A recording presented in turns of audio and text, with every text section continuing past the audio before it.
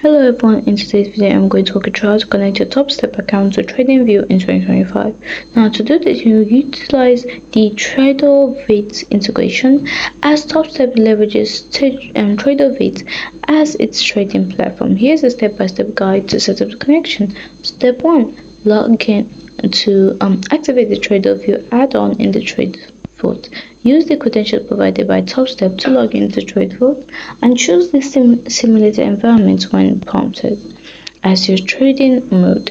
Then click on the three lines, that is the hamburger menu, at the top right corner to access application settings, and within the settings, click on add-on tools to navigate to add-on tools.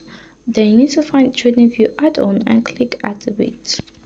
This step is crucial to enable the integration between Tradingview and Tradingview. Now you need to connect Tradingview to Tradingview. You need to use your personal Tradingview account credentials to log into Tradingview. You need to navigate to any chats within Tradingview. At the bottom of the chart, you need to click on the Trading Panel tab, and from the list of brokers, click on the Tradingview logo. Now select Demo and input your Tradingview login information provided by Topstep. Click the Connect button, and once connected, you can select the account you wish to trade, adjust trading settings, and add modules like a DOM that is depth of markets for enhanced trading experience. Here's important things to consider. Topstep X compatibility. If you're using Topstep X, know that it cannot be connected to Tradingview due to its isolated market data feed.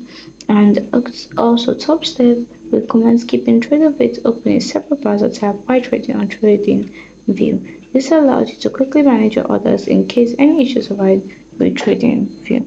Now, to switch between your trading, combine, and practice account within Tradingview, ensure the Tradingview add-on is activated in Tradingview, and in Tradingview, open the trading panel and connect to Tradingview.